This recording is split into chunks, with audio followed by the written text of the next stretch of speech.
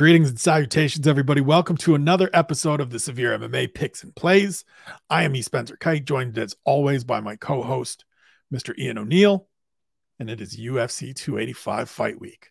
Tomorrow night, T-Mobile Arena, UFC 285, the return of John Bones Jones against Cyril Gane for the vacant heavyweight title. Valentina Shevchenko versus Alexa Grasso for the flyweight belt. A stacked card from top to bottom. There are no real misses on this card. Every single fight will, at the absolute worst, be entertaining, be a fun little back and forth scrappity scrap. I can't wait. It's going to be amazing. We are going to go through this card from top to bottom and give you picks and plays as the name implies or suggests or tells you. I guess it doesn't even imply anything. And because it is UFC 285 and because Ian and I are irresponsible degenerates, we both have picks and plays for every single fight on this card. So there will not be a single fight where you don't get some kind of wager idea from each of us. Io, how excited are you for tomorrow night? I'm going to tell you how excited I am. In my warped mind, when it comes to mixed martial arts, weeks and fights like this are when I get very little sleep, because I wonder late nights about how fights can go on. I wake up. I can tell you the truth, no joke. You're that meme where Olivia's on one side, he's probably thinking of someone else, and you're on the other, and I wonder how John Jones is going to win this fight. That's exactly how it is. I was like, this morning, I'm a freak. Like, I woke up at 5:45. And the first thing that popped into my head was John Jones and Cyril Gane. All week I've been playing through the motions, asking questions, going over and back. And you add you have your opinion, we have our picks and plays. So you add a little bit of spice of trying to find a little bit of money in these fights as well, which brings on some extra thought. But look, this is what it's all about. Like, this is what it's all about, Spencer. Like, cards like this, stories on it with almost every fight here has a story, that to tell. And every fight in general does, but some bigger than others, but nothing bigger than the return of John Jones. It's huge. Yeah, it's an amazing slate. And myself, Ian, Harry, and the pod god Sean Sheehan went over it all on the preview show yesterday here on this platform. Go check it out in the archives on the SevereMMA YouTube page, or just jump on one of our Twitter feeds because we've all sent it out. It was a great show. We went a little over 90 minutes talking about all the stuff that really, truly piques our interest. We didn't go exactly fight by fight through everything, because then we would have been there for about 2.5 hours. It's late for Harry. He needed to go to bed. It's late for Sean. He needed to do whatever Sean does in the late night hours when he doesn't sleep. It's great. Go check it out. We are going to go through now all of these fights, all of these picks, all of these plays. Before we do, as we do before the week's actual event, we go back in time and we look at the previous week. So last week, UFC Vegas 70 at the UFC Apex was supposed to be headlined by Nikita Krylov and Ryan Spann. Was not headlined by Nikita Krylov and Ryan Spann. So that left us with just 10 fights. I went 6-4. You went 5-5. We are still above water. We are still, above 500 for the year. I'm at 42-27-2. You're at 39-30-2. So we're still to the good there. You came close to having a losing week. I was worried. I actually thought I did. And I was saying to myself, God damn it, after I gave it the big one about always having an up week, that is the one week that I probably foiled myself. I thought I was actually gone 5-6, and I guess maybe one of the fights fell out. But 5-5, I will take it. I'll take that. I'll take that shit. We're still on the up and up when it comes to that. In terms of the plays, you had $50 out, $45 back in, so down just a $5. Negative 10% ROI, not bad for the week. For the year, it's $445 out, $310 and 50 cents in, so down $134.50 for the year. Certainly not where you want to be, but not the end of the world. Last weekend for me, however, we had a breakthrough. $68 out, $79.54 in. We turned a profit of $11.54, folks. We cashed tickets. Get in there. 16.97% return on investment. But at the end of the day, all it means is that $543 have gone out. $361.04 has come in. I am still down $181.96.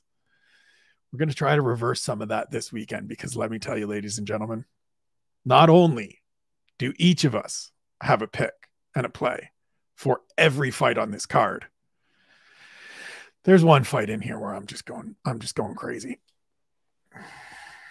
There's one fight in here, and we'll get to it. It's a little later on. You're going all Jessica Andrade, where I'm just getting it out, getting that SevereMMA breaking out the bills. I love it. And now, as Ian just said, they are SevereMMA dollars. It is monopoly money. It is all pretend. It is just ones and zeros and numbers on a spreadsheet, because we are not doing this for real. I ain't got this kind of money. And even if I did, I wouldn't be doing it this way. I wouldn't be spending it this way. Please, please, please. Only put in what you can afford to lose. Wager responsibly. Have fun with this. For us, this is secondary to our enjoyment of just the fights themselves.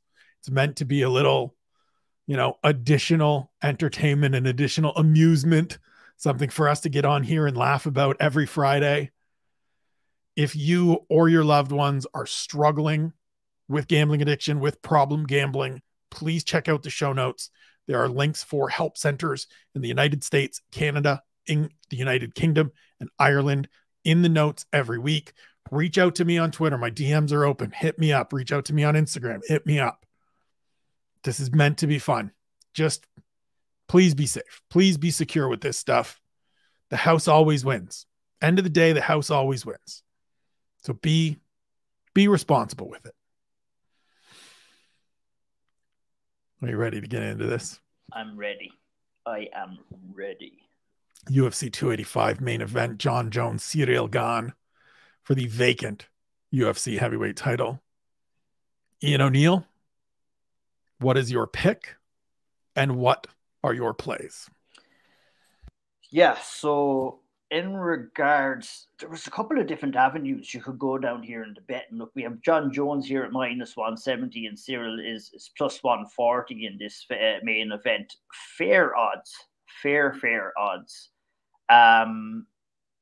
My pick is Jon Jones. I spoke about it on the preview show. A little bit of extremities and explaining, maybe feeling that Ciryl Gane is kind of a little bit overrated. Now that's yet to be seen. We're going to find that out on Saturday night, and maybe we won't find it out either, because he may lose a close decision, he may put up a great fight, he may even win, hell.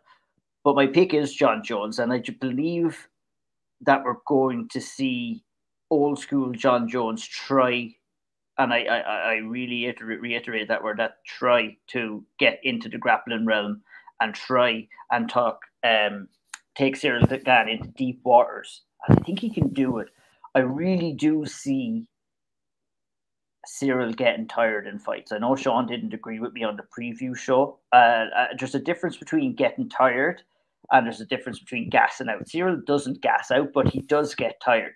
His elusive movement, I feel, can be nullified through grappling, through hard work. And I feel that Jones is going to be playing a very, very, very dangerous game if he chooses to stand and bang with Ciryl for the whole lot of this fight. I think we might see him play around a little bit at the start. I expect Jones to shoot in close the distance midway through the first round, just to kind of maybe test, maybe come back out again. But I think he's going to want to work Ciryl to take away Cyryl's best tool here, and that's his movement, that's his footwork, that's his speed as a heavyweight. That's what Ciryl has. Very elusive for a heavyweight. I think Jones needs to take that away if he has to win, and I think the way he takes that away is through the grappling. So my pick is Jon Jones, and my play is Jon Jones at +210 to win by decision. $10 gets you back 31. Now, I almost had a little bet on Ciryl here as well. But Almost a little hedge just to yeah, protect yourself. there is a little bit of a hedge later on now, but I chose not to for this main event. My pick, John Jones, my play plus 210. John Jones to win by decision. $10 gets you back 31. So in the main event, we are on opposite sides of it. And if you go and watch the preview show, you will see that Ian is on an island compared to the other three of us on the program. We are all on Team Gone. I just think the time off, the move to heavyweight, the things that Ciryl Gane brings to the table in terms of being a fully formed, fresh, dynamic, athletic heavyweight is going to be a real challenge for John Jones. It's going to be something that John Jones hasn't really had to deal with before in his career. We talked at length on the preview show about John Jones likes to be a bully, and I just don't know that he can bully Ciryl Gane around the octagon for 5 rounds if need be. And I don't know, we don't know, none of us know. It's one of the many questions that hangs over this fight, how John Jones takes shots from big heavyweights.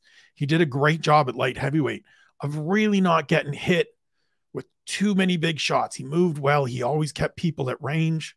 Some of those advantages are gone at heavyweight, excuse me. And so it's going to be super fascinating to me to see how this plays out. In terms of wagers, I've got $10 on Gane to win at plus 130. He dropped that little piece today. So that returns $23. I've got $10 on Gane to finish at plus 350, which returns 45.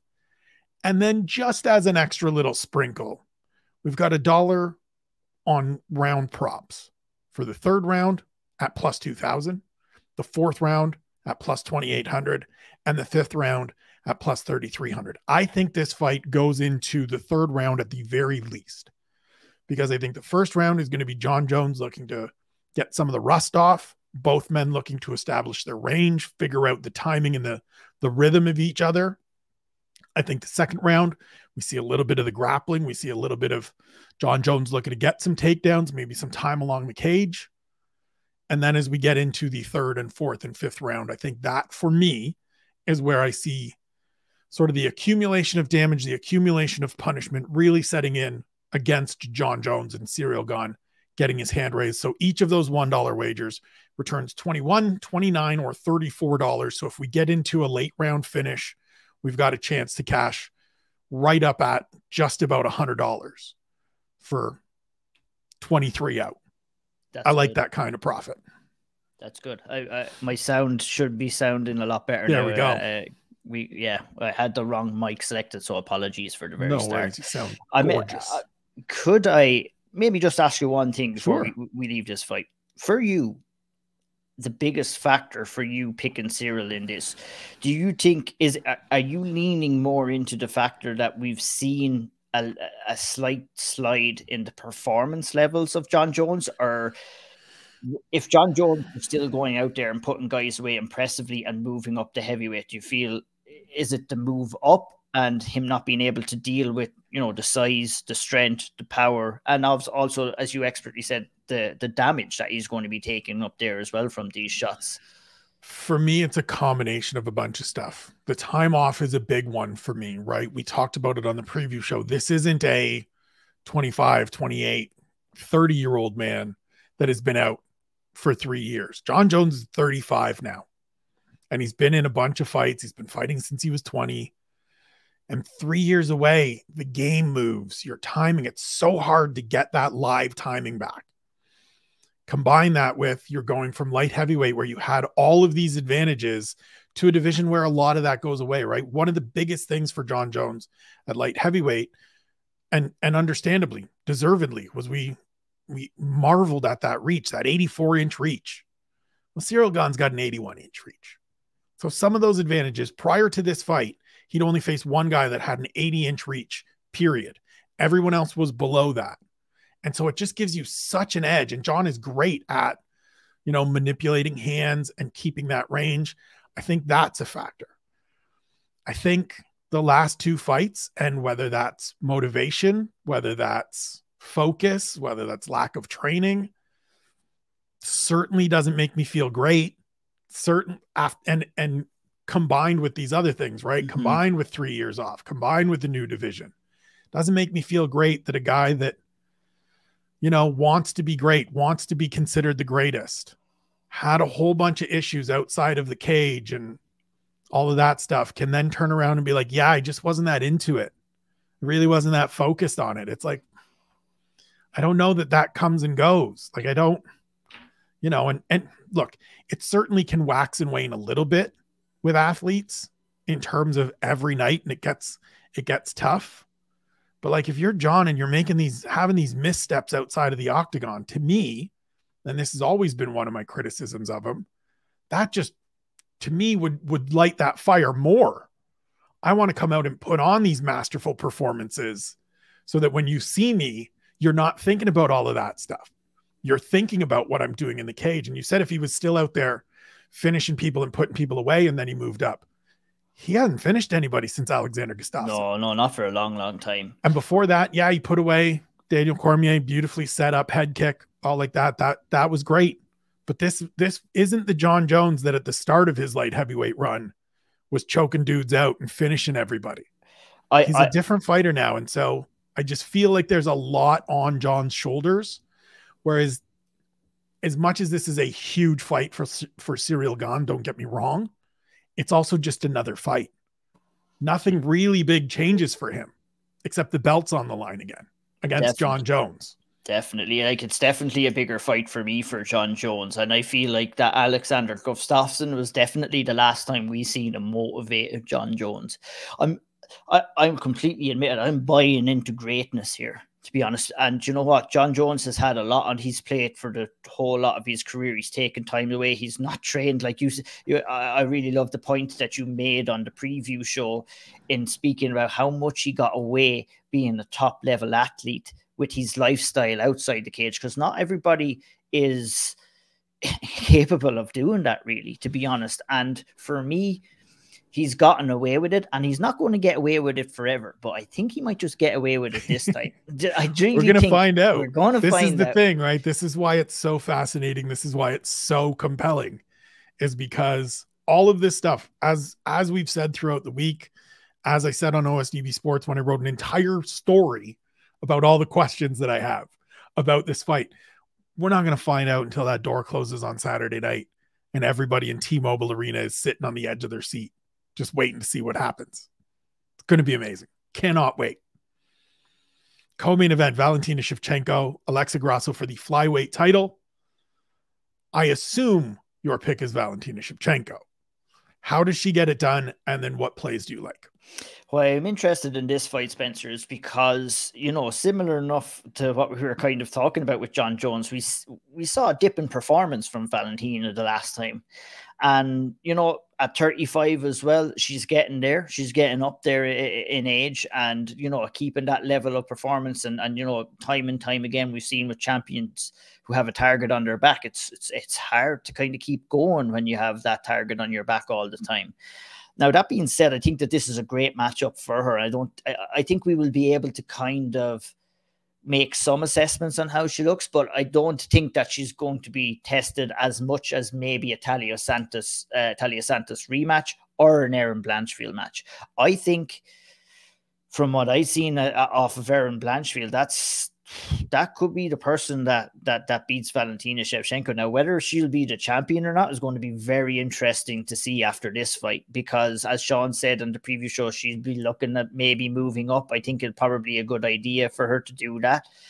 You know, getting older and cutting that extra bit of weight, it gets harder and harder each time, and it takes a lot out of you, really. But Alexa Grasso, for me, doesn't have enough tools to kind of get one over on Valentina here. What is she going to do? Like, that's what I asked my question. What is she going to do here? Like, she's going to stand and box and fight her normal style. She's going to get kickboxed the hell out of here, I think. You know what I mean? We're going to have to see something sensational and something completely out of the ordinary for Alexa Grasso. And with all due respect to Alexa, great fighter, but I just don't think she has it. It's a bad stylistic matchup for her. She's going to get outstruck on the feet, and I feel that Valentina is strong enough to out-grapple her as well. My pick is Valentina Shevchenko. My play is not on Valentina Shevchenko. It's not on Alexa Grasso. It's that this fight will end in under 2.5 rounds. And that is $15 bet that will get you back 31.50 at plus 110.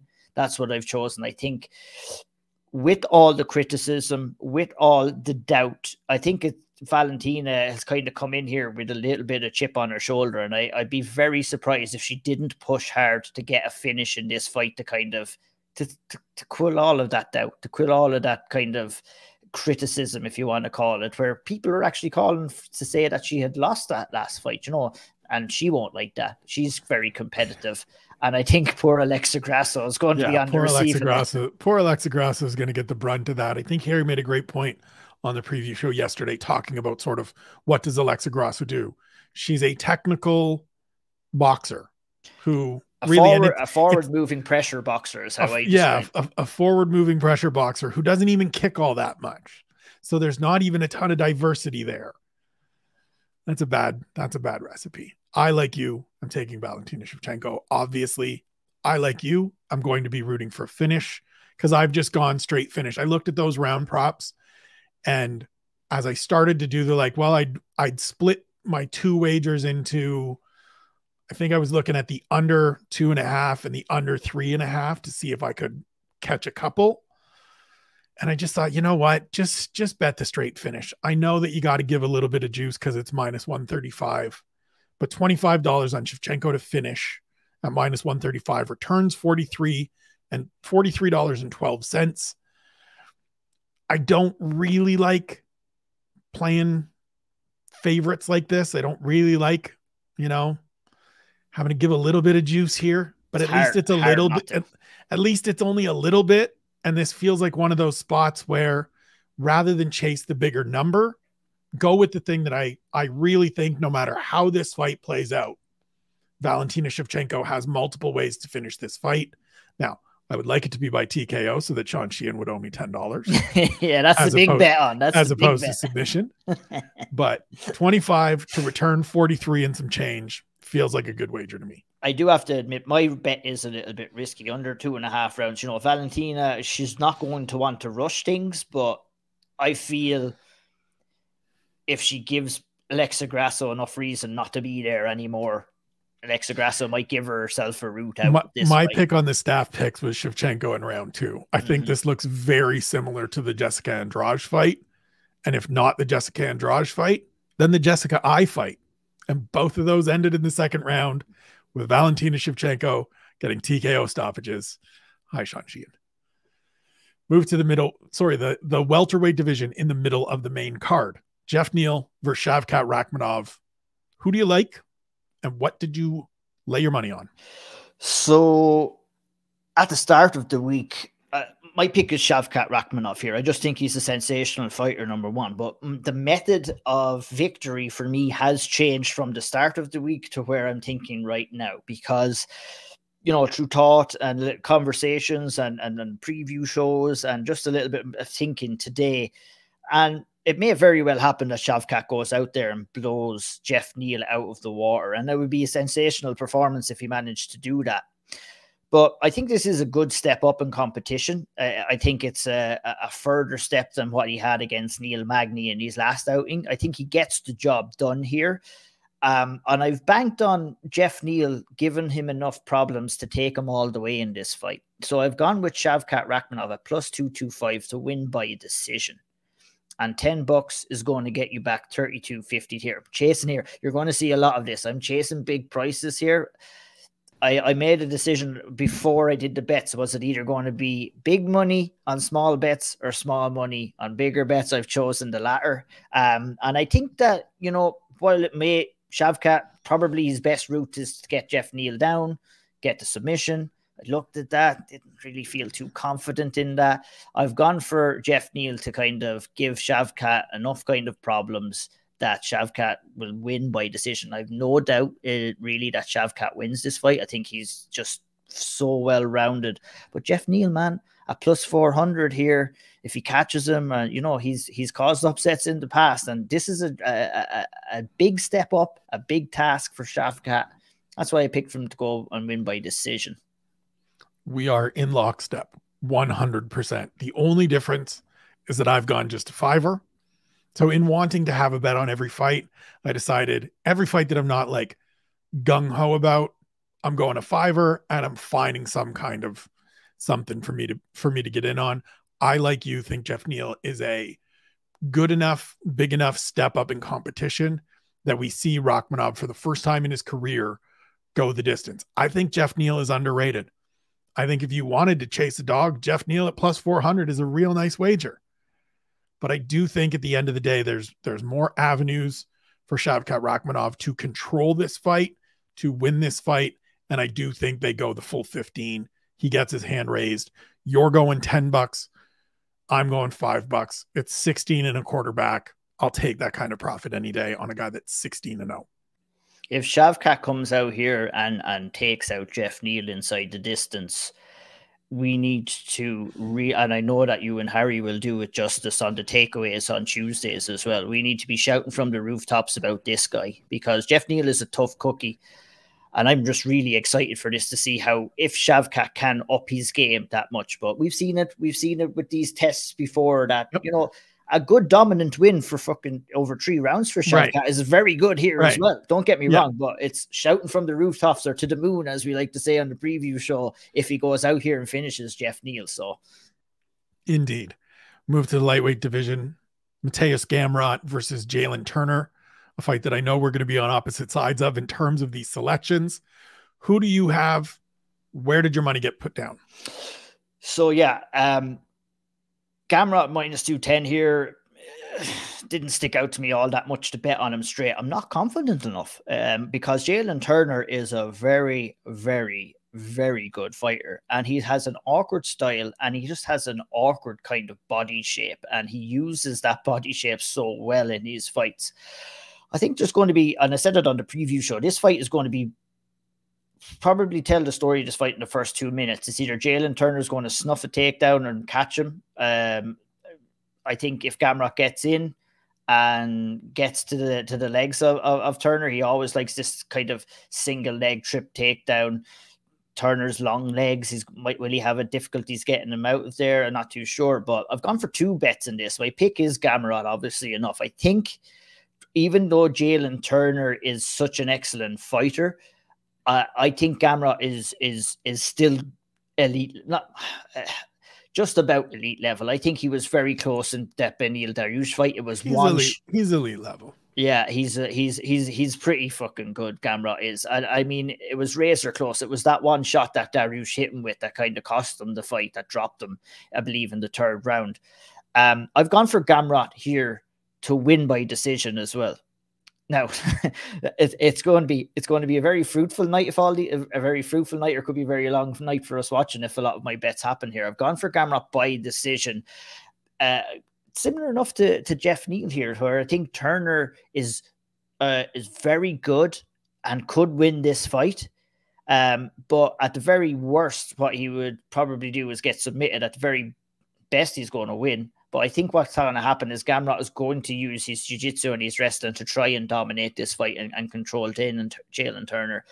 Plus 225 for Gamrot to win by decision. $10 will get you back $32.50. But I've also went for a little bit of hedge on this too. I've gone straight up for a Jalen Turner win, just in case. Turner could catch him here, and I would not be surprised if it happened either. So just in case it happens, we've gone $5 at plus 175 on Jalen Turner straight up the win, and I'll get you back $13.75 too. Just a little bet cover there.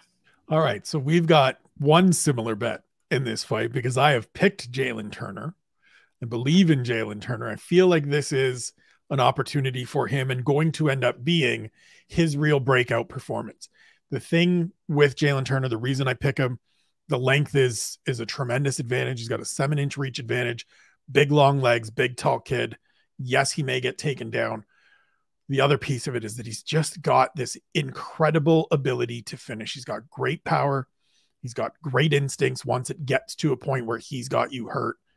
And I just think there's going to be some point where Gamrot's either looking in for a takedown and catches a knee, or he's just about to step in and Jalen Turner catches him with a left hand that puts him on skates, and Jalen Turner wraps up a neck or pounds out a finish the way he did against Brad Riddell, the way he did against Jamie Malarkey, the way he's done for each of his last 5 fights. So I too have the $5 on Turner to win at plus 175 to return 1375. I've also got $5 on Turner to finish at plus 275, which to me is one of the best props you can find on this card. He's 13 wins. All of them are inside the distance. And you're going to give me plus 275. I'm going to take that all day. 1875 back. If Jalen Turner earns a stoppage win, $10 turns into 32.50. Love that kind of math. Hope it happens. If Jalen Turner gets the win and gets the finish here, we'll be going back up to the rooftop as well. We'll be shouting. Yeah, he'll be in that spot where next comes one of those great big names at the top of the division. Because Gamrot, look, we've seen him coming up through KSW and stuff like that. Maybe other people might not be that familiar with Gamrot. He is an elite currently level number fighter. 6 or 7 in the division. So I mean, there's not a lot of guys ahead of him. It's Beneil Dariush, Charles Oliveira, the triplets that have been up there forever outside of that title picture, and that's probably about it. Yeah, that's maybe it. I think he might be 6, and if he's 7, then it's Arman Saryukin is the other one. It's a great group. If whoever gets this done whoever gets this win is in for a big fight next, and I can't wait till Tuesday when I get Harry's names. That'll be fun.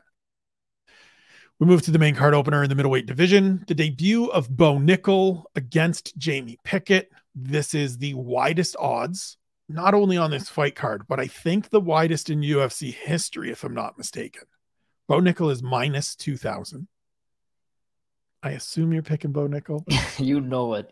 I was actually, I'm glad you said that. Actually, I was going to ask you. I remember Ronda Rousey being at maybe 1,200, 1,400 for one of her fights. I remember an Anderson Silva fight where he was at around that as well. Yeah, I mean, Shevchenko had a couple like that. I'm sure. I think I saw it from Paul Gift on Twitter. Put out a list at some point this week that if he got to minus 2,000, he would be the largest favorite. I mean, this is. But he got there, man. He got there. That is like I was looking at it today. He started off the week at I believe what we were saying in around the range of minus 1,400, and obviously people were lumping on that still. It drove him out. Like, I mean, me and you have been into gambling. I mean, it takes a hell of a lot of money to get someone from minus 1,400 to minus 2,000. You know what I mean? So that's where all the money is going down. My pick, obviously, Bo Nickel. I said it on the preview show. This is a lamb to slaughter. Jamie Pickett is going to be going out there and trying to survive for as long as possible. And I just don't think he's going to survive for all that long. My pick in this fight is Bo Nickel by round 1 submission at plus 100. And I think that is one of the top bets on the card for me. But I'm not confident enough that he doesn't TKO him either. So that's why I've just gone with a subtle $20 bet at plus 100 for Bo Nickel to win by submission in round 1 to get to double your money. I mean, plus 100 to find plus money on somebody that is minus 2,000 is a good plan. I may have to rework what I've got going here, because I've got 20 bucks on Bo Nickel to finish in round 1, which is at minus 200. So 20 turns into 30. As I said earlier, I'm not a big fan of betting chalk. I'm not a big fan of paying the juice, but there's some times where like you have to. And just for anybody that's wondering, for anybody that, you know, doesn't fully follow the whole gambling thing, what minus 2,000 means is that if you bet $1,000 on Bo Nickel to win, your return is if you bet $100 on Bo Nickel to win, your return is $105. So you are spending $100 to earn $5. No risk, no reward, but there's too much of a risk. Well, there's no risk. I'm not going to lie. I had a momentary thought of like, what's the most I could put in here that I was thinking about putting the whole kitty on Bo Nickel, dude. That's what I was thinking of doing. What's $1,000 on Bo Nickel get me? Yeah. And it gets me $1,000, $1,050. And it's just not worth, you know, there being a banana peel, or he pulls a Calvin Kattar and goes for a flying knee and blows out his own ACL. Like, it's not worth it. So I just went with the $20, finish in round one, minus 2,000. I think it will be submission. I like your play. I like the plus money. I may have to jump on there with a little sprinkle as well. But this should be if this gets out of the first round, I will be shocked. If this gets out of 2 minutes, I'll be shocked. And I've said it before with fights like this, Bo Nickal is not here to mess around. He's going straight for that takedown, and he's going straight for the submission. And it's going to be how long that Jamie Pickett can hang on here. The risk with my bet is that there is a chance that he grounds and pounds him and TKO is here. And that's why I've not gone too wild. And that's why you're getting the plus 100. Right. 365 are saying, go on, we'll give you plus 100. And they're hoping with all their life that he's going to ground and pound him. But I went for the submission. I wish we could bet on the type of submission, because it would either be a guillotine or a rear naked choke for me, I'd say, is what he'll try and get. But yeah, plus 100. I'll take plus money on a Bo Nickal fight. For sure. It's the Severe MMA picks and plays for UFC 285. Ian O'Neill, E. Spencer Kyte. We are on to the prelims, which close out with Cody Garbrandt taking on Trevin Jones in the bantamweight division. Are you going with the former champion or with 5-star? And where are your dollars going? This was not an easy pick for me to make, because I just simply don't know where Cody Garbrandt is at. And plus, he's in there with a 5-star madman as well, who's going to be slinging shots at his face as long as he can here. That being said, I've gone with Garbrandt. I think, you know, Garbrandt has come out this week and said his life was a mess. Everything is, you know, all the things that you're going to say when you've only won one fight in your last 6. That being said, it would be a massive, massive fall from grace if he was to go out and get finished here or lose this fight. He's already on a massive fall of grace. It'll be even further down into the dark hole. Not to be a jerk, but he's facing Trevin Jones. Yeah, that's why I've picked Garbrandt, but no confidence in putting any money on Cody Garbrandt here. My pick is under 1.5 rounds at plus 110. At $10 will get you back 21. I think these two guys are going to sling. I think Cody Garbrandt might not be what he was before, but that power remains the same, and we've seen that before. And I think he's going to be a lot quicker in the first round. Obviously, he's going to tire and slow out maybe, but I don't think that Trevin Jones... I've not seen anything to think, look, anyone could get caught in an exchange. That's what could happen here. And that's what I'm expecting to happen. Who's going to be quicker and who's going to land more flush is going to be the winner of this fight, I think. That's why I've gone for the under 1.5. My pick is Cody Garbrandt, but that's... Cody Garbrandt is, I have to say, it's not even that confident of a pick, because you can say all that, you can promise us the sun, moon, and stars. We've seen it time and time again, Spencer. You know, you can prepare as well as you can, but it seems to me that Cody Garbrandt, when he gets hit, he cannot take a shot like he once used to anymore. All of those hard sparring sessions, getting guys ready and team alpha male for the likes of Dominic Cruz and stuff like that, that all adds up, and you know, it kind of has. But I'm thinking that he's going to get the job done here. But Cody is going to get found out again sooner rather than later, I think. I don't know whether it's going to be in this fight or in a future fight. Well, and the thing to me with what he was saying in his media, and essentially what he said was going into the fight with Kai Kara-France in December of 2021 at UFC 269, was that life was, and he used a word that we throw around all the time, a shambles. He was getting divorced, selling his house back home in Ohio, where he and his wife, now ex-wife, had moved. He's got a kid to worry about, all of these different things. Great, fine. Even if I'm giving you a pass on that one, that stuff wasn't there against Rob Font, who jabbed the face off of you. That stuff wasn't there against Pedro Munoz, who told me 3 weeks before the fight when I spoke to him for UFC.com, here's what I'm going to do, because you know what I'm going to do. I'm going to go out there and make this guy emotional and drag him into a slugfest. And he's going to think he can knock me out. And he's going to start throwing them wide hooks. And I put one on his chin. And he's going to go to sleep again. It doesn't go away. And I'm picking Trevin Jones. And I'm throwing $5 on Trevin Jones to win by finish at plus 300. Turn 5 into 20. Because I just think, unfortunate as it is, I think Cody Garbrandt's shot. I think he's just, and look, if it's the TJ Dillashaw fights that started it, that's really unfortunate because of all of what has subsequently come out about TJ Dillashaw. Now TJ will tell you, no, it was just the Henry Cejudo fight. I don't know, man. But you've been knocked out in 4 of your last 5 losses, in 4 of your last 6 fights. I don't think he can take the shots anymore. We talk about it all the time, right? The chin goes, it doesn't come back. And I think it's gone. And Trevin Jones, for all of his shortcomings, he can crack. And if you want to go in there and stand in the pocket with him, he'll oblige. So I'm taking the dog. I'm taking him to finish. And we're going to see if we can turn 5 into 20. You know, I almost had that. I almost picked that bet myself, and somewhat talked my way out of it. When I'm looking at this, I'd love to hear your opinion as well. When I've been looking at these fights as well, and I'd be fairly confident that you think the same as well. You have to be looking at what the UFC wants in making this matchup as well. And they want Cody Garbrandt to get the win here, but they can set it up for him, but he has to go out and do it. And, you know, you can look great, you can do all your cardio, but like you said, that's it. That's the key to this. When the chin goes, it goes. So, I mean, I hear what you're saying, and I agree at times that there are fights where the UFC sort of gives people layups or sets up fights where they're favoring one outcome.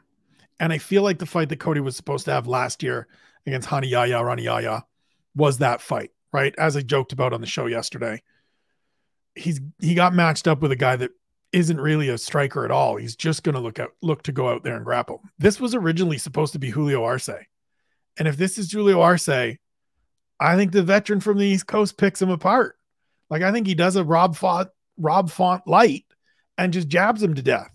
And so I don't know if this is the UFC trying to manufacture a Cody Garbrandt win, but it's a tough matchup. Now, Trevin Jones on short notice coming in as a replacement, certainly to me is a better matchup than Julio Arce, but still not a good one. And I just don't think that Cody Garbrandt's got much left in that chit. Like, he's still going to look good in spurts of this fight.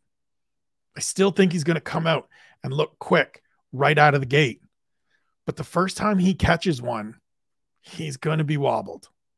And then it's just a matter of can he recover? And I'm banking on he can't.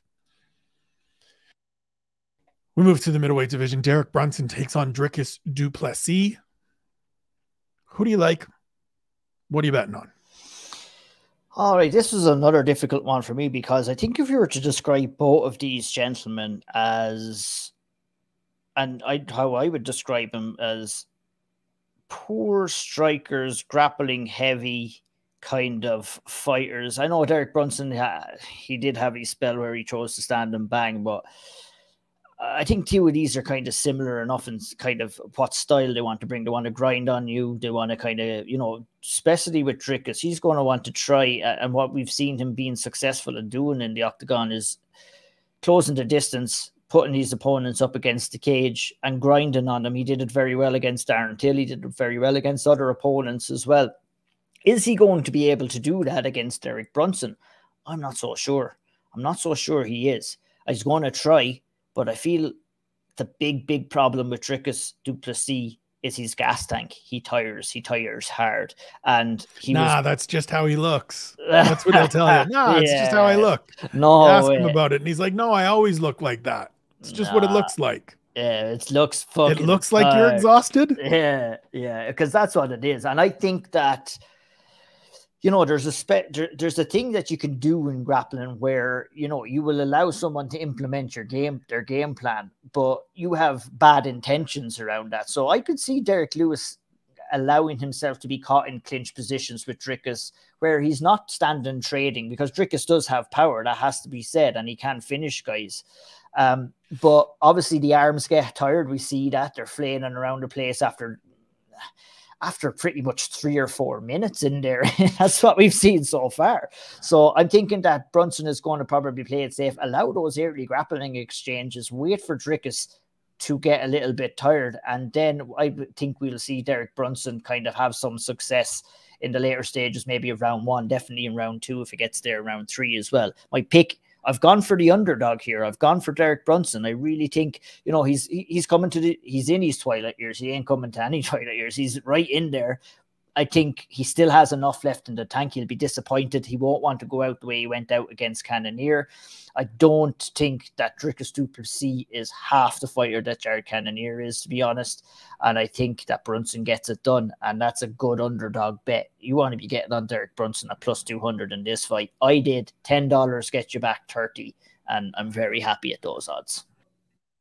So it's another fight where we have the same wager, just I'm going half. I actually think that in terms of how the fight plays out, I think it's going to be maybe a little different than you. I don't see Derek Brunson looking to take his time here. Derek Brunson, when he's at his best, comes at you like a absolute lunatic and looks to get it done quickly. And I think he's going to try to put it on Dricus du Plessis right out of the gate and see if he can just catch him with something or put him on the ground and smash him up. And to what you're saying, burn some of that energy, that limited gas tank. But we've seen Derek Brunson in his last few fights. When we get into the later stages, he doesn't necessarily have the conditioning that he used to have. He's an all gas, no brakes guy. I think he comes out and looks to get it done quickly. As I said, my pick as well is Brunson. I've gone $5 to win at that plus 200. So 5 gets you 15. Yours is 10 gets you 30. We will both be rooting, for Derek Brunson in this one. Maybe just to piggyback off of that point and what you said in Jared Brunson, the only reason I'm thinking he does this is because he was finished in his last fight.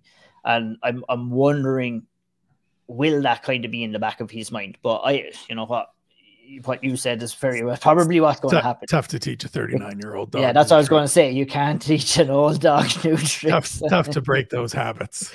yeah, definitely is. Move to the flyweight division, an all-Brazilian matchup between Viviane Araújo and Amanda Ribas. Who do you like? Who did you bet on? This is a very, very interesting kind of stylistic matchup for me, to be honest. Look at Amanda Ribas. They've been trying to put the push on her. They put her in there, and she was unsuccessful against... Ooh, let me go back and check here. The name escapes me right now. Marina Rodriguez. She failed that test. She failed again against Clayton Chukagian when she was...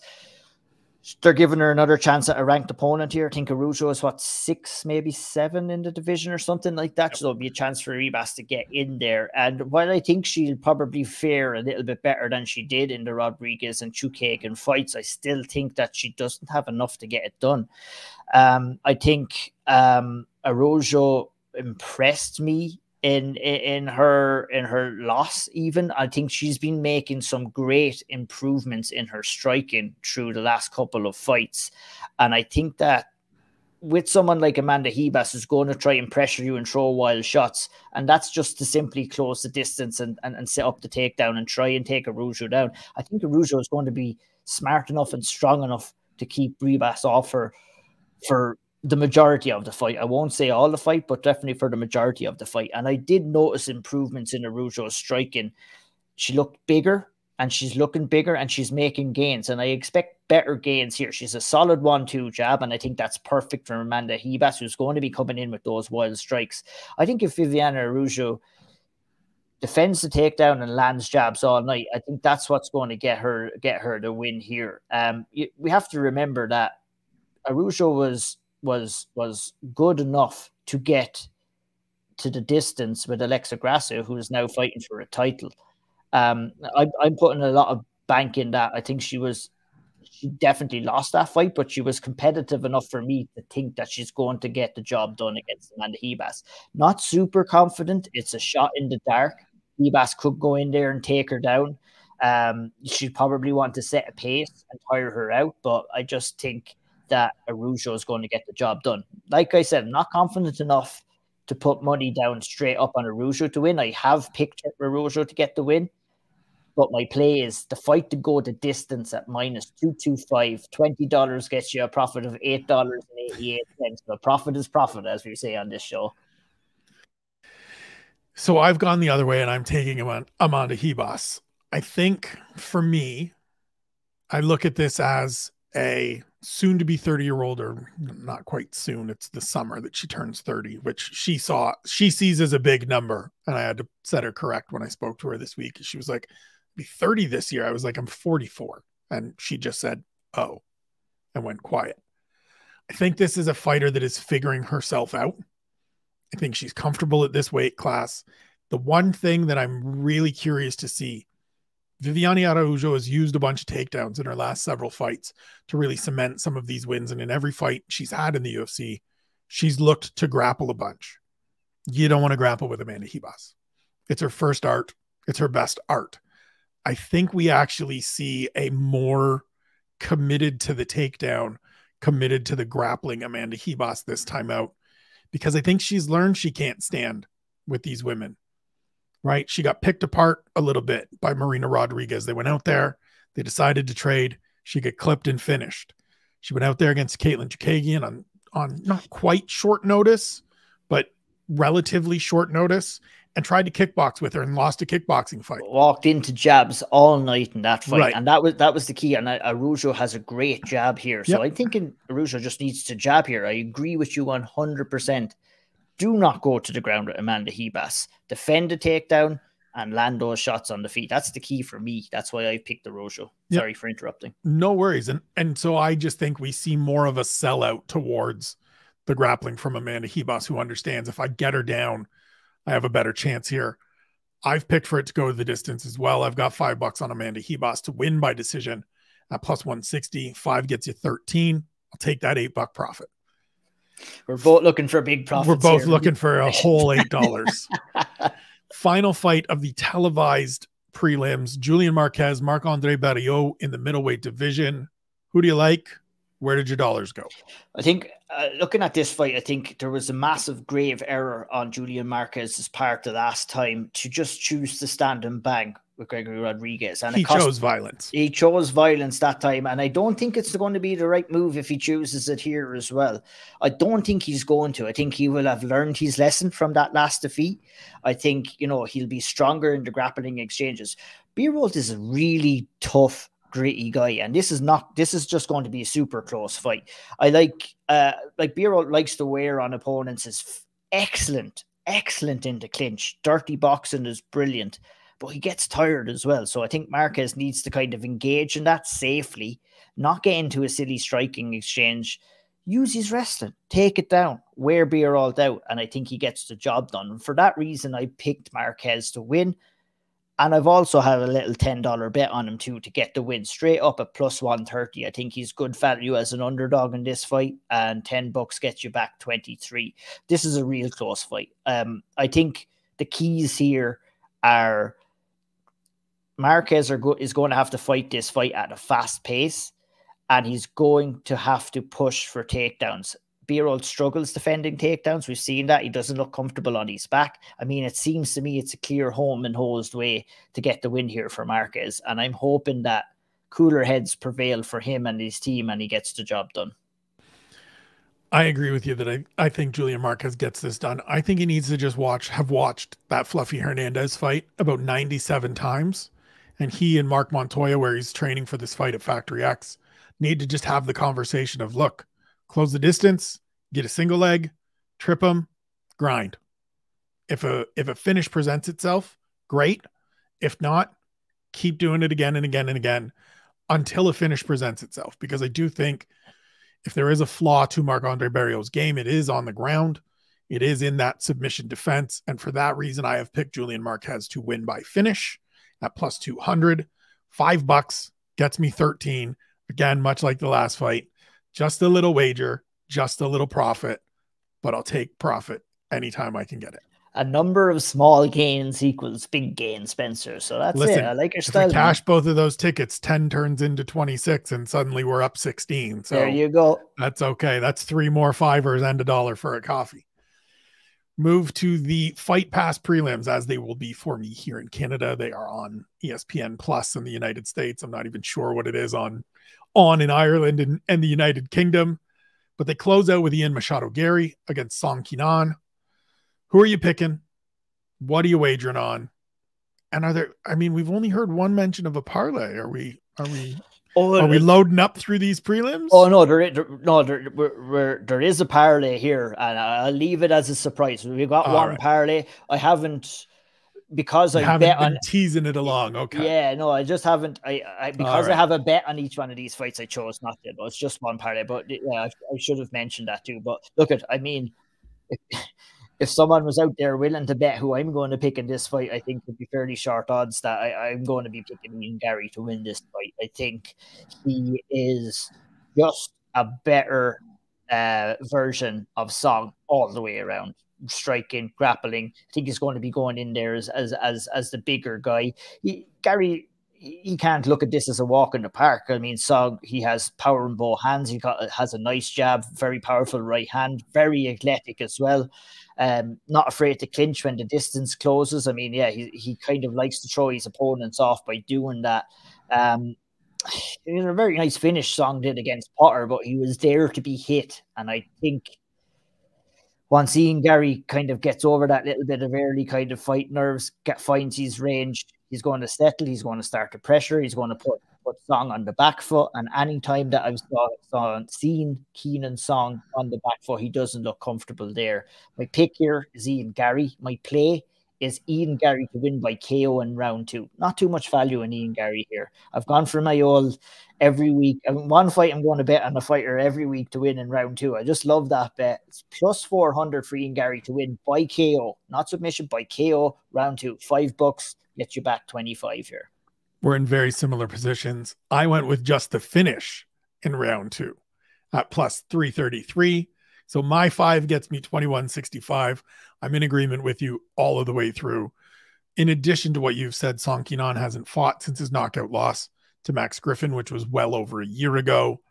I think we talked about it on the preview show. I talked about it throughout the week. This is a fight where Ian Gary needs to make a statement. And I think after he gets in there, feels things out for 5 minutes, I like the chances of him getting that done and making that statement in the second round. We move on to the bantamweights. Cameron Simon against Mana Martinez. Who do you like? What did you wager on?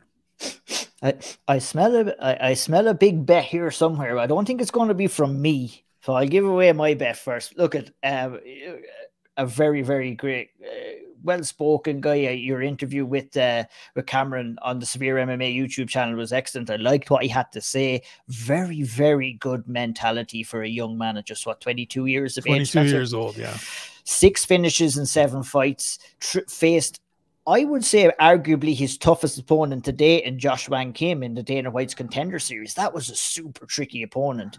But he didn't panic. He found himself in some tricky positions. And I think, you mentioned it in the interview that you did with him too. His calmness in those positions for such a young man is very, very impressive. Big left hand. That's what he's looking for. He's a southpaw.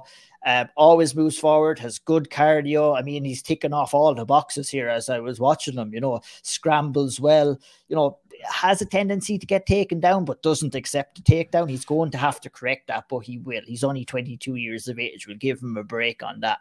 This man fights to finish.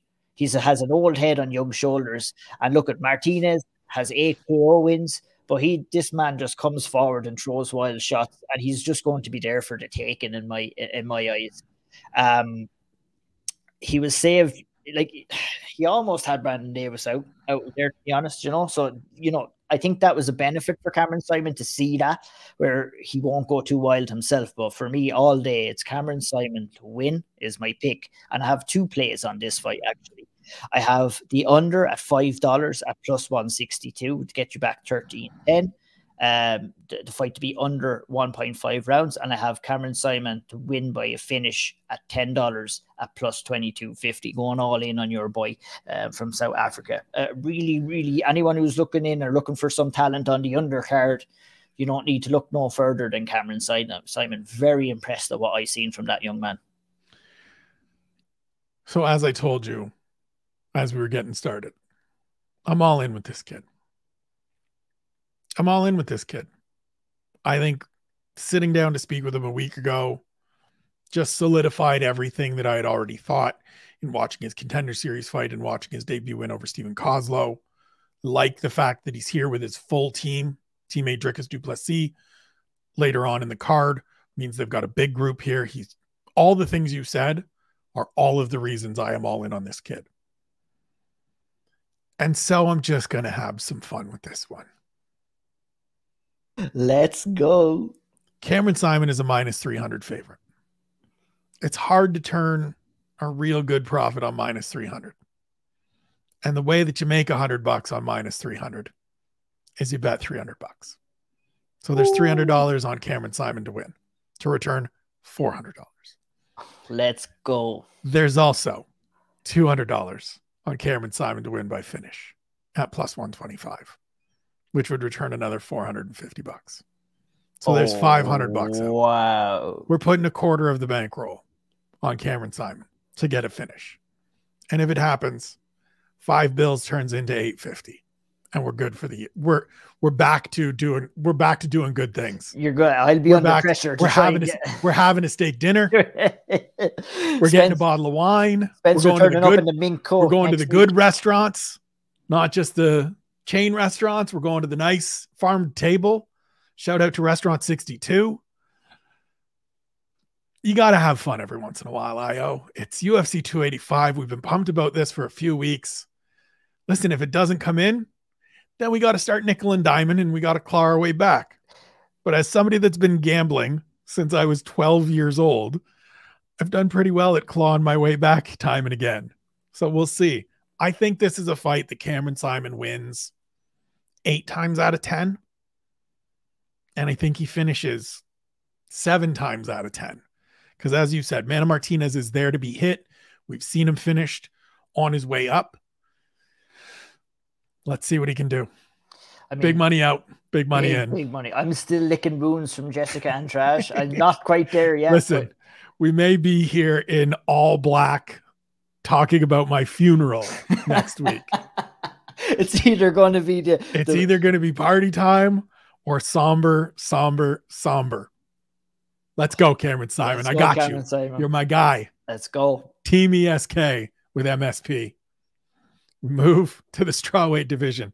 Jessica Penne, Tabitha Ricci. It's going to be funny the rest of the way now. I just made $500 worth of bets and I'm like $5 it the rest of the way. Jessica Penne and Tabitha Ricci. Who do you like? What are you playing? I like the underdog in this fight. Jessica Penne, or not just, Jessica Penne, excuse me. +225 for me here. Was too good to turn down, and what's going to be a close fight in my opinion. She's going to have the size advantage here. She's got a good solid jab to keep Ricci at bay, who's going to be trying to close the distance here and take the fight down. She's strong in the clinch. She's good at takedown defense. She's a Brazilian Jiu-Jitsu black belt. I mean, you look back at the Lupetina Godinez fight from Jessica Penne, and that's the perfect preparation that you can get for someone like Tabitha Ricci. And her takedown defense is unorthodox. You know, she can take your back off a takedown attempt. You know what I mean? And I think, she's 40 years of age, is Jessica now. I still think she has nothing wrong with being over 40. Ain't nothing wrong, but when you're in there slanging leather, man, it can catch up on you. Oh, right. Nobody punches me in the face. And I think Ricci is going to come in here with the speed and the athletic advantage. She'll be comfortable in the guard, but she throws very little when she does get the fight down. Can she get inside the jab and take Penne down? I don't think she can. That's why I've gone for Jessica Penne to win this fight, and I've gone Penne to win on points at +350. We'll get you back 2250, and I fucking like that bet. I like that a lot. I like that bet a lot as well. I too am on Jessica Penne. You mentioned the Lupe Godinez fight. I think that's a big one. I just look at who Tabitha Ricci has fought and beaten, and this is a pure level of competition play to me. As much as Jess is 40, had that long stretch where she was out, the results in the UFC overall haven't been consistent, but she's just faced better competition throughout her career and shown, even in the last couple fights, right? Even in the loss to Emily Ducote, she does well in that fight. She loses, I think, 29-28 on all 3 scorecards. So if you're going the distance with Emily Ducote, who's going to go in there and bang home strikes, I think she can do well in a fight against somebody that wants to grapple, which is where Jessica Penne has made her career, on the mats, on the canvas. And so I've just gone $5 on Pineda win at plus 240. 5 turns into 17. Gets me a little bit of money just in case Cameron Simon doesn't cash. We start cobbling these little profits to make up for that $500 outlay.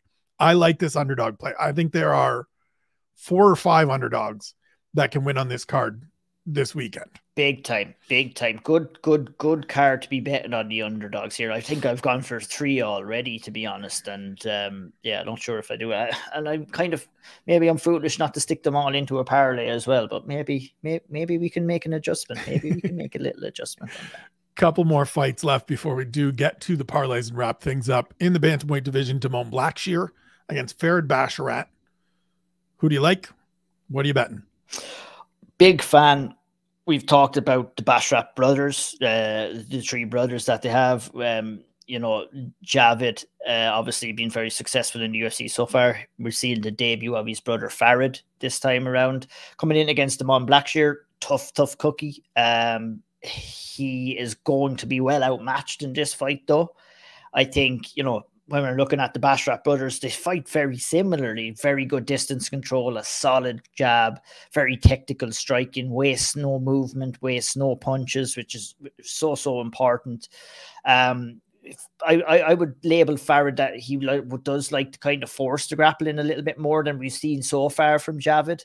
But when he gets the fight down, he's landing nasty shots on top. I mean, we talked about Tabitha Ritchie taking the fight down and not landing anything. You don't want to be on your back against a guy like Farid Basharat, to be honest. And my finish is very strong and is just a super well-rounded fighter. Look at Blackshear, former CCFG bantamweight champion, had a draw with Yusuf Zalal, who I fancy as a decent fighter. But he gets taken down way too easily here, to be honest. He'll work off his back, but I think that Basharat is going to punish him. I expect Basharat to take his back in this fight. I'd be surprised if Basharat didn't find his way in back control at some stage here. Whether he can get the finish or not, I wasn't so sure. My pick was Basharat to win, and my play is Basharat by decision. Not that confident. He could get the finish here.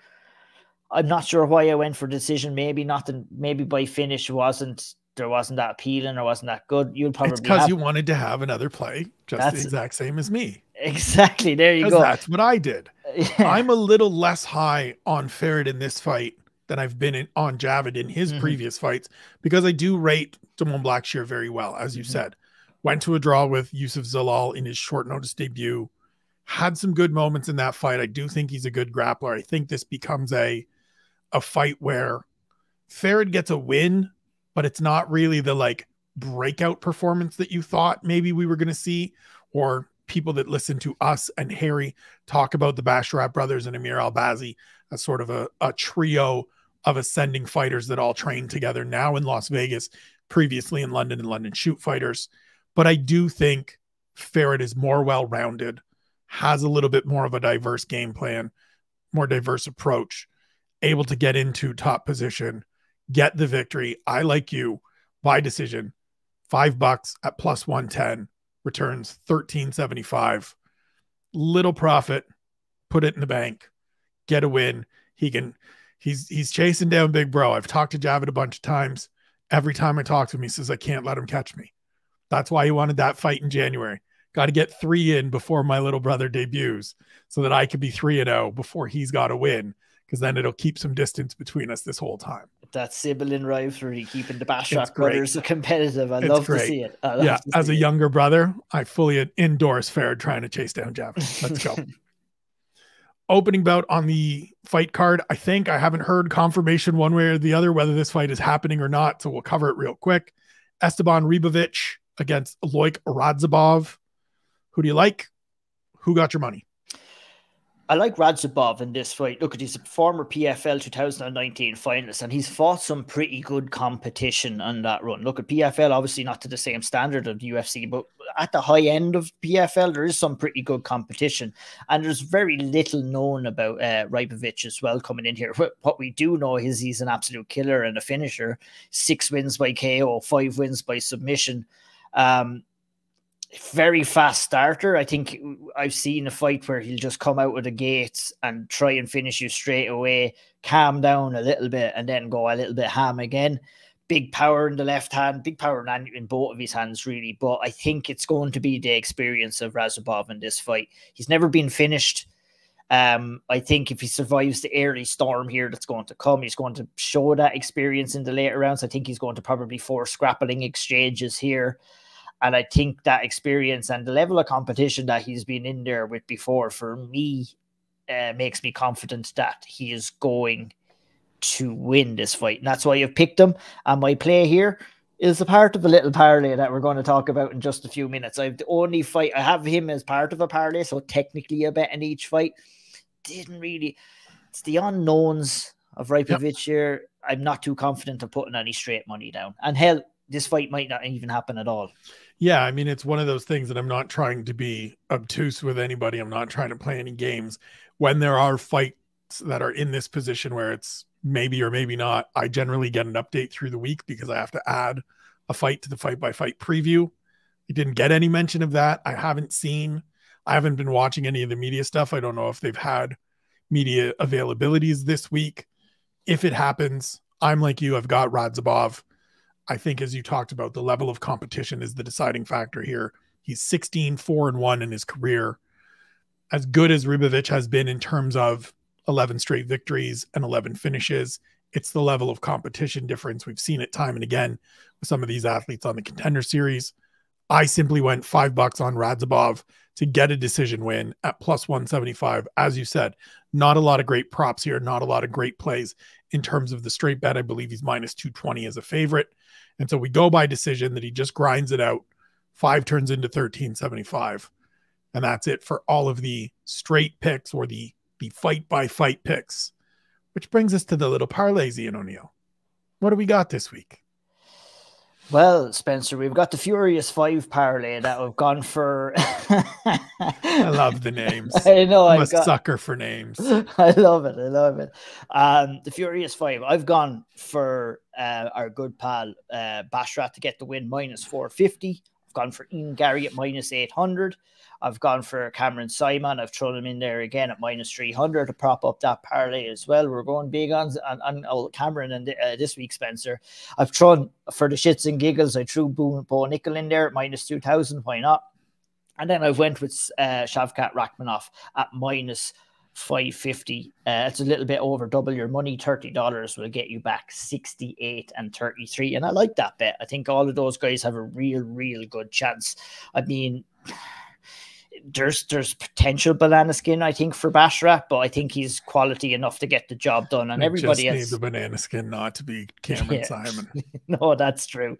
That is true. As long as Cameron Simon wins. And you know what? I'm cooking up another little parlay here real quick. And I'll let you talk and I might come back with that.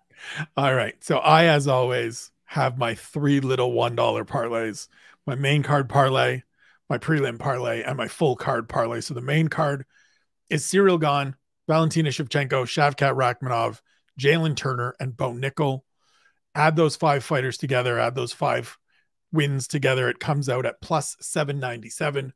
So $1 gets you $7.98 in return.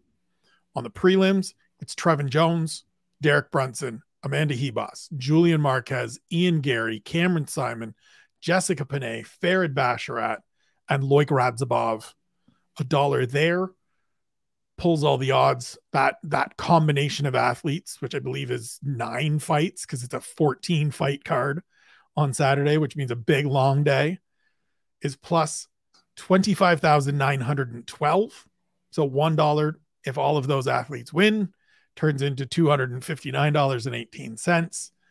And then the full card $1 parlay, all of those winners that I've mentioned, if we run the table, those odds come to plus 233,232.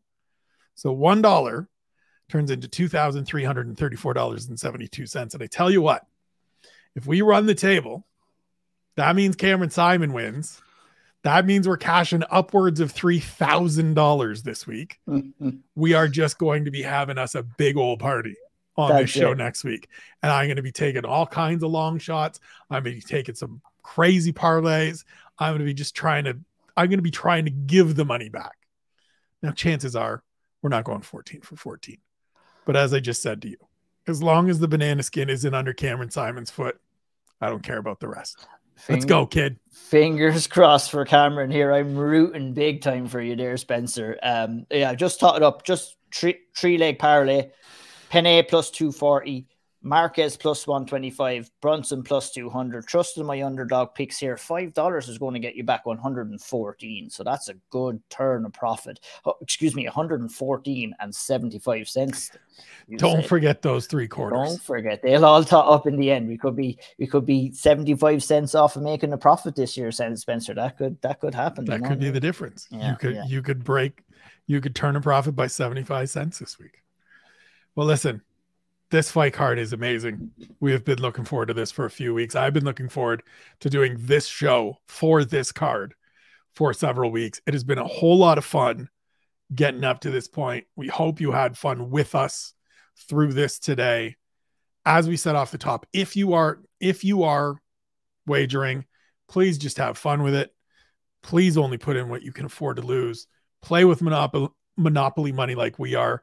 Keep track of it on a spreadsheet or on one of the apps that are out there, one of the websites that are out there that you can do those things on. If you have any issues, please check out the show notes for the gambling resources in your area that are applicable.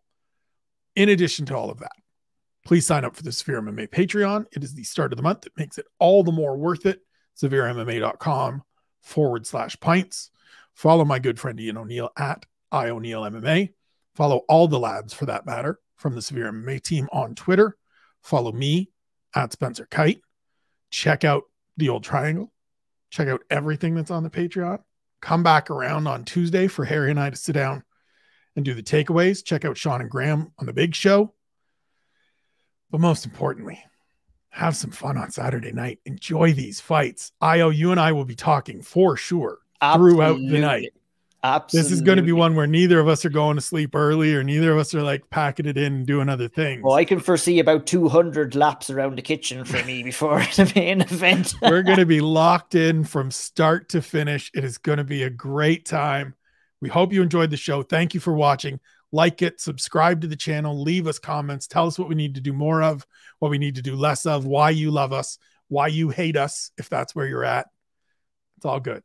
We love you. We appreciate you. Thank you for watching. We'll see you next week.